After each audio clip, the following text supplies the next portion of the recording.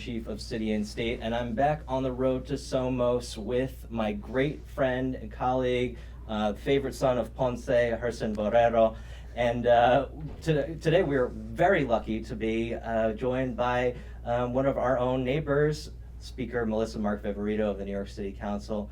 And now I'm going to turn over to Gerson to say the same thing in Spanish. Bueno, no va a decir lo mismo porque lo que tú dijiste fue una longaniza. Tenemos a Melissa Mark-Viverito y en este empeño de traer lo que es en realidad el significado de la diáspora en términos de la situación de Puerto Rico, tenemos una persona que entiende lo que es la diáspora, que ha vivido lo que es las necesidades de Puerto Rico, las divisiones que tenemos, but you also understand as a daughter of Puerto Rico that the divisions here are so complex and always focused on the political partisanship that it really doesn't resolve anything, because the status issue is something that shouldn't even, I feel, discuss. We're always going to be dividing it. But we're focusing on what the diaspora can do, what we as Puerto Ricans outside the beautiful island that we've left, what can we do for the current situation in helping Puerto Rico get out of this atolladero. I mean, it's like we've shoveled ourselves into this mess. Do you have any ideas? I mean, the convention comes November 5th to the 9th. You know what Somos is, what it potentially could be. Or more so, having, now that you're at the seat of power in one of the largest concentration of the diaspora, how do you see it as a Puerto Rican that we can probably do something? Well, look, historically, as someone who's been living in New York City since I was 18 years old, having left the island, one of the challenges I think we've always had as a community, both in the United States and here, is figuring out how we can build those ties, right? And how we can use each other in a good way, use each other to really advance our agendas and be supportive of each other. And I think that we haven't done enough in that area. And I think that my interest in being a speaker now and using this position is to really figure out how can we encourage and ensure that we are building movements within the Puerto Rican community on the island and here and in New York, that we can help each other out. And I think that it's not been done enough. I mean, we have an economic crisis in the island. There's concerns about people leaving the island to back in another migration, right? We had the mass migration in the 50s, obviously not to that extent, but we do have a migration coming into the United States now. And because of the economic reality, there's concerns about the crime in the island. I mean, there's things that we have to figure out how we can be supportive and helpful. And those of us that are in positions of power in the United States are in an even more advantageous position to push that agenda forward. Because of the political reality of the island, we don't have congressional reps, we don't have any sort of power in that typical sense. So we've got to use those of us that can influence and be more helpful in advancing that agenda. And that's something that I think we need to nurture more. And I'm not sure we've done enough of a good job on that front. Speaker, part of the Somos conference is intended to be an exchange of ideas between the mainland and here in the Caribbean. And when we spoke to Mayor Carmen Yulín from San Juan, she spoke about how you brought participatory budgeting here. I had the pleasure of working with you before I came to City and State on participatory budgeting. And are there other ideas that have been pollinated here in Puerto Rico or in the Dominican Republic from New York City? And are there ideas that you're looking to appropriate back to our city? Well, I've developed a great partnership with the mayor of San Juan, and that's kind of going to lead to, I'm hoping what can be an example of things that we can do. So we built that bridge on advancing participatory budgeting here in San Juan. Very excited. We're completing its first year. She's looking to expand it. It's great, and figuring out if there's other projects. I'm doing a project in my neighborhood, artist housing, to really help provide affordable housing to artists. She's interested in that concept and figuring out how she could bring that to San Juan. But also, for instance, I just was visiting earlier before now, El Caño Martín Peña, and it's an environmental disaster, right? And there's so much need from the federal government to intervene in that issue. We've got to personalize the issues and create commonalities. I would love to talk to Somos about figuring out how can we have a conversation about El Caño Martín Peña, compare the environmental injustice that's happening there with some of the local environmental challenges and struggles that we've had in New York, and make the links so that we can then create a greater agenda to mobilize and support our brothers and sisters here, because that is a real really, really important situation that I'm looking to get more involved in. So things like that, where we got to find the common bonds, personalize it so people understand, use experiences that they're familiar with to understand how they can be supportive. That's how we won the Vieques struggle. Correct. Right? We had to. It wasn't going to be because the Puerto Ricans on the island were mobilizing to get the Navy out. It was because they build collaborations, and there was solidarity from across the diaspora and beyond the diaspora. That's how we succeed. And so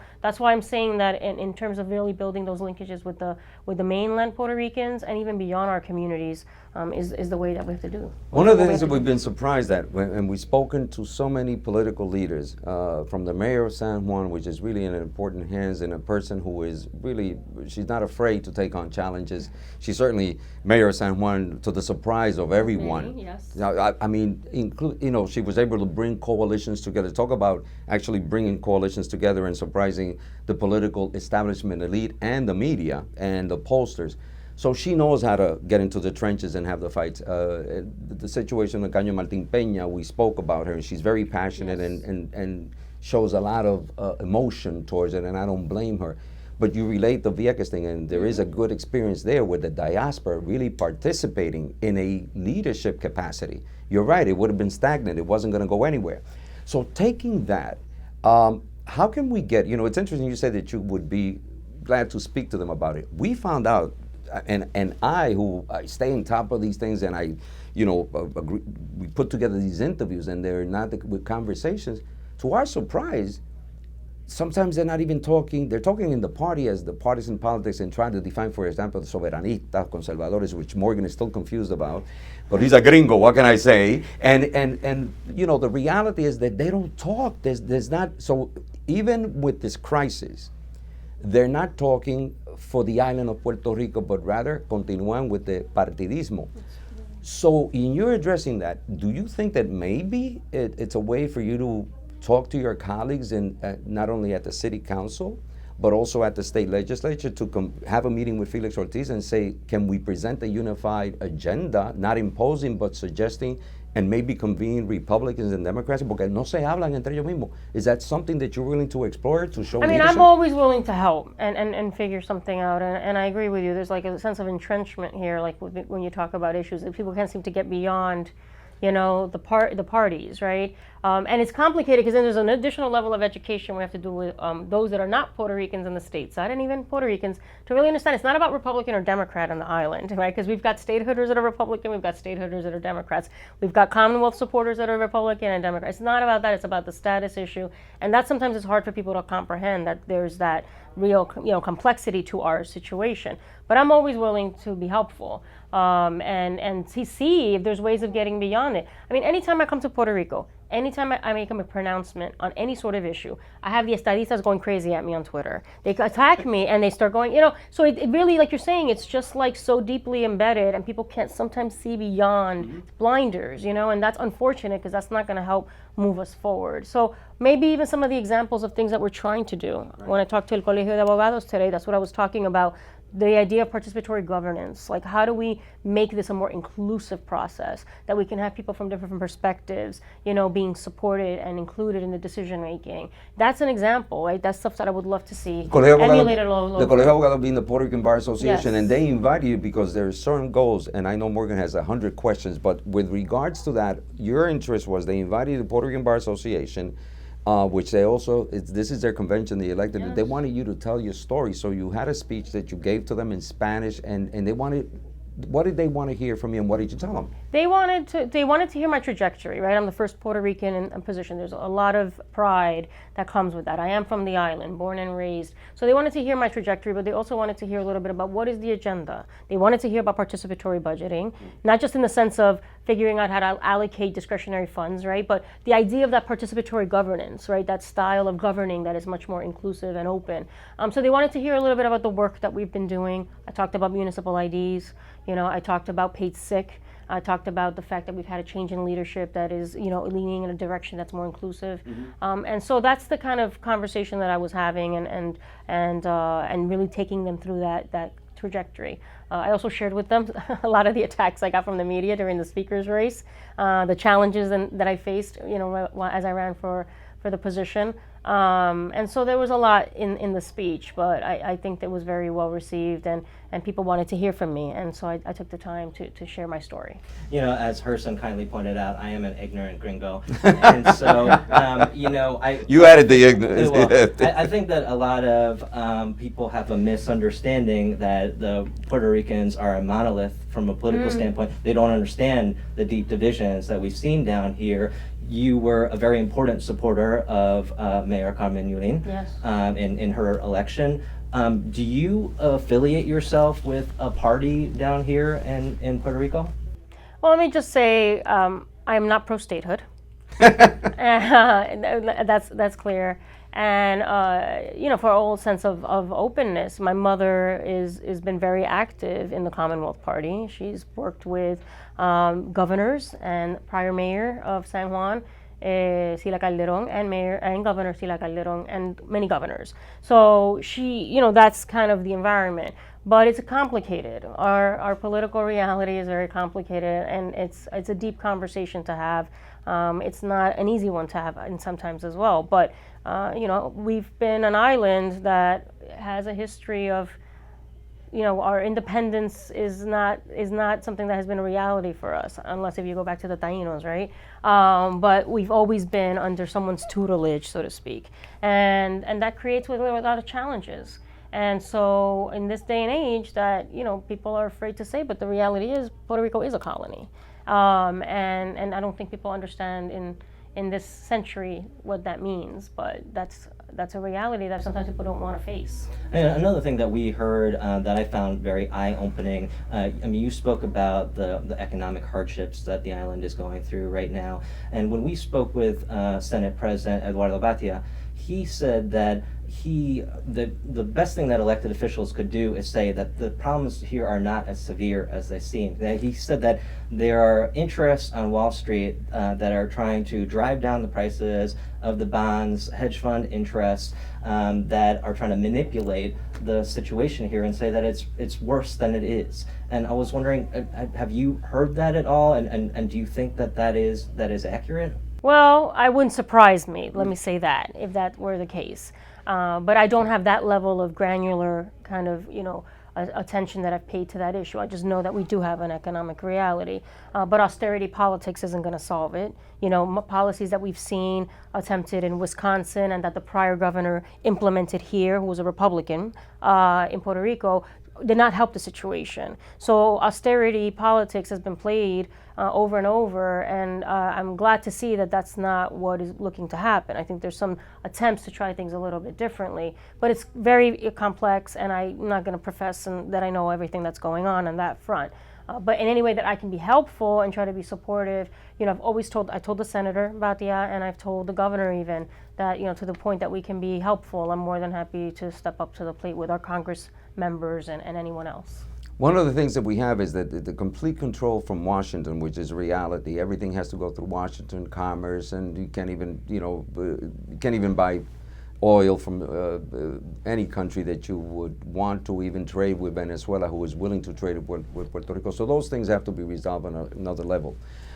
They're talking about investment and the incentives of millions of dollars, but in reality, for example, Energía Eléctrica, one of the problems that every Puerto Rican shares beyond any ideology or partisanship of PPD, PNP, Independentista, whatever, the energy crisis. And it's the one factor that I personally think it's the unifying force that maybe we can all tackle. And I was talking to ex-Governor Hernández Colón, and Rafael was pointing out the fact that what happens in New York State, we have a very, I think, efficient, systematic way that is fair, with really a low kind of cost compared to what happens in Puerto Rico. So is that a possibility? We've explored city and state, and what do you think of that? Because eso es algo que todo el mundo se queja. I mean, I don't care what status you are in the social sphere, everybody's a condenado, otra factura que alta, and people can explain it. So do you think that may be a gathering that can be brought together? Well, I mean, I look at it from the perspective of being, As a consumer. no, but also as a city council, for instance. Okay. I always talk to people as a representative and as an elected official, right? New York wants to think that they're the center of the universe and that we have the answer to every Don't we? question, right? But we have a lot to learn and by looking at experiences of others, right? So participatory budgeting came from Brazil, right? So we want to look at best practices and experiences of others. I think the same situation here. Why can't we compare how the system is run in New York State and figure out if Puerto Rico has lessons to learn from that experience or from any other state? Are there things that are happening? We have to be able to sit across the table, share experiences, analyze, how things are done in other locations and see what lessons we can learn from that. And I think that goes both ways. And so I think that is an interesting conversation. It's probably even something that could be addressed in some way in Somos. Maybe there's a way of doing, a forum on that kind of an issue where we can share experiences, right? And have conversations. I think that would be fascinating to do. So things along those lines I think are important to encourage and not to be afraid to say, look, we might be able to find the answer or find some sort of thinking that's can be helpful to us, looking at other experiences. We know that Governor Cuomo has taken an interest through the New York Power Authority. I know that there's some experts already talking. I think even people in Senator Batia's office have begun. So I think that there's a willingness there that maybe if we go across the lines, it could be people like you can lead. Because there's been, again, not all the details, but Batia has been very vocal on that, the whole thing of restructuring of the energy company here and figuring out ways, enforcing that conversation. That has to happen because it really is bad. I mean, it's a real situation where it's setting up people back left and right, the amount of the cost for energy. But the other thing is sustainable energy is this, you're talking about an island with so much sun and wind, and water. You think that would be something that really would be, happening 10 times, 20 times, over what it is right now. Sustainable energy needs to be critical at this point, and I think that maybe this crisis will help spur that a little bit more, so we'll see. Oh, when we spoke to former Lieutenant Governor Kenneth McClintock, he was saying that, there hasn't really been, the president hasn't taken, gotten in driver's seat and pushed one way or the other to resolve the status question, and that although there are U.S. senators who are interested in this issue, it's never their number one priority, so it doesn't come to a head in Washington. And because there isn't that appetite to tackle it, and it causes such deep divisions here, as you pointed out, should we just put the status question on the back burner and concentrate more on these pressing economic questions here in Puerto Rico and some of the other concerns that affect the day-to-day that can be affected without an exterior force getting involved in the situation? I mean, again, it's complicated. There are those that believe that the issue of status of Puerto Rico should be addressed at the UN, right? There are those that think somehow Congress has a role to play. I've been living now in New York over 25 years. I lived in Puerto Rico 18 years. I still have my mother living here and I still have a lot of family here. But, I think that those are conversations that really need to be hashed out here. And I can have an opinion, but I'm not going to try to insert myself and try to force myself in that conversation because I'm here, right? And I'm in the United States. And so it really is complicated. But, there's so much that we have to learn. But, I remember recently at a Somos conference a couple of years ago, one of my colleagues, again, did not even know and didn't understand that we do not vote for president on the island, right? And this is, again, a colleague of mine, and an equal, right? And I was like, wow, this is incredible that people don't understand the basics about what our relationship and our dynamic is with the United States. He was like, wow, really? You don't vote? I said, no, we don't have a congressional rep either, right? We have someone that is there, has a voice, but doesn't have a vote, but yet, it's incredible. We have such low voter turnout in the United States, right? Here it's 85 to 90% in terms of voter turnout. I mean, so there's a level of engagement here, very strong. That's why if people kill themselves at the dining room table, exactly. Right? Talk about politics, but why is that the case here? Why do we have such high voter turnout here, and we can't seem to get voter turnout? Lessons to be learned. That's why those conversations. It's like it's a fascinating one. And then no, exactly. That's what I mean. I'm interested in seeing. You were just, I watched the interview because we're here in the studios of WAPA Puerto Rico, WAPA America. I'm sure that they saw you, Puerto Ricans in the diaspora. I take it beyond the power that you have, that your colleagues at the city council who happen to be Puerto Rican, Latino, Puerto Ricans at the state legislature, Puerto Ricans in Chicago and Connecticut, in Philadelphia, Puerto Ricans that are in Florida that are growing in numbers. That diaspora, there is what we call un político, un mollero político, that political muscle that we still don't know how to, it could Like harness that. How do we harness that? Could that be also the crisis that got that new migration out of this island that we love? Because you've been out of here 25 years, but Carmen Yulín said something. The mayor said something that made us think, and it was her reference that she left because she felt that Puerto Rico was too small for her. And in going out there, she said that she was too small. Too small. Well, actually, she realized that she was too small for Puerto Rico, and after she went through the process. So she came back because thinking that Puerto Rico, she wanted to be something big, but she realized that she was then, to be able to then. What do we think? You are now a bona fide member of the diaspora. Yes. But you still feel for Puerto Rico just like I do. We share that. We don't have to even discuss it. There's no differences between any Puerto Rican and diaspora. We know how passionate we are. We worry about the crime. We worry about the economy. We worry about tropical storms. We worry about everything because we cannot detach ourselves. So, having said that, what do you tell? Let's start with New York. What do you tell Puerto Ricans, specifically in New York? We seem to fight everybody's fight. We're leaders in immigration. We're leading in rights of the LGBT community. We do things that are beyond, and we can't seem to fight for ourselves. How does one start dealing with that? How do you do it, Melissa? I don't know. I mean, we have examples of success. We have the example of Vieques. We have the example of the political prisoners. We have many examples of times when we've come together and we've been able to succeed in doing something on behalf of the island. And I'm not sure, there always seems to be like a little trigger that sparks that happening. I'm not sure at what point that trigger will come into effect now to take it to the next level, but there's definitely a level of engagement that has to happen. All hands on deck. There really is a need. And I don't know who can take the lead to bring all that together at a national level in terms of bringing the diaspora together. And I think there has to be some level of willingness to engage from the island too. And I'm not sure, it goes both ways, but I'm not sure that we're doing that for each other. And I'm not sure what it's going to take for that to happen. So that is the conundrum, that is the challenge. It's frustrating because like you're saying, my heart is here, it really is, and I feel and I want to see us succeed. And I'll do my little, portar mi granito de arena to the point that I can contribute, I will, and try, and that as much as I can. But I'm not sure what that next spark is going to be that will get us mobilized. I'm starting to see some of that again around Oscar Lopez, Right. I'm starting to see that around some issues. But on the economy, I haven't seen that, and I'm wondering why. Maybe it's just too far away for people. Maybe people can't personalize it or can't feel it, and we have to figure out how to make people feel it so that they have that sense of urgency and want to help, and that's where we're at. I have a smile because my esteemed colleague, Morgan, didn't know who Oscar Lopez was. And I said, we've done a poor job because the government that we all, in this particular case, can't not believe would do something like that.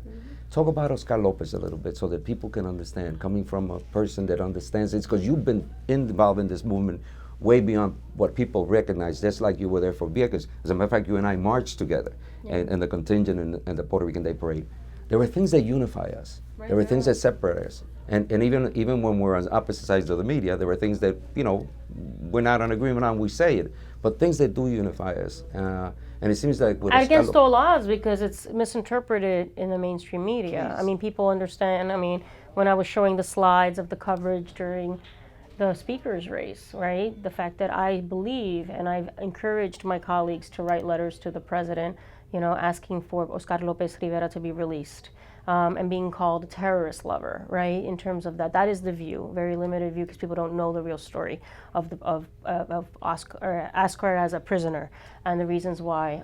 So it's something that is unifying us. Those of us that are in office have to have the political will to talk about it, because we do get challenged. And we do get accused, right, of things based on misinformation and mischaracterization of his case. But I'm going to stand firm. I am committed to seeing Oscar released. We believe very strongly that it has to be now, during Obama's presidency. And there is a mass movement organizing. I know a lot of the elected officials are standing strong on that. And we want to make that a reality. So I'm going to continue to speak on that issue and challenge anyone that wants to, challenge me on it. So. Speaker, I mean, obviously a lot has been written about the historic nature of your election as Yes. Speaker, and also the fact that you're the second female Speaker of the City Council, and yet we've never had a female President of the United States, have never had a female governor, we've never had a female mayor in New York City, yet here in Puerto Rico, we've had 3 mayors of San Juan who are women, including the first mayor of San Juan. There has been a female governor of Puerto Rico. How do you Yes. explain the disparity? I mean, I don't know. I'm proud that we have that accomplishment, you know. So we're not as machista as people think. Right. Well, you know, look how many Latin American countries, Exactly. right, have women in power. But yet, you know, we still have a lot of challenges. But as societies, I don't know what it's going to take. I mean, and we have to break ground in New York City. We have to. I'm not sure about that. We have to break through in New York City too. We haven't had a female mayor yet. We haven't had a female governor, so we'll get there at some point. We still have a lot of challenges. And I was distraught, you know, that between the last council, which I was a part of, there were 18 council members, and this session we're at 15. Mm-hmm. So in some cases we've seen, yes, women. So we have to, you know, there's still a lot of work that we have to do to really encourage women to run, to encourage them to be active and engaged. You know, that's what's happening. I'm not sure. I'm hoping to see that in my lifetime. A president, a female president. I think I will, and the same as mayor. We'll see. I almost want to. I know that we're limited in time, but I have to ask you. There is with regards to the diaspora, there is a growing concern that Puerto Rico may be left, and I'm sure that when you talk to your mother, who I know you're in contact with, and she's it's communication, and you have family and the friends. This island is emptying out. There are people that are just leaving in droves. We drove to my hometown, Ponce, and I can tell you, as proud as we are of the Ponceños, this is not the Ponce that I grew up in. This is not the Ponce that I was born in. It's, you know, empty buildings, and Ponce is a prosperous city. I can only see what the other smaller cities, the municipalities, the los pueblitos, están, you know, what they're going through, enduring. We go back to the crisis, and I don't want to leave off on a note.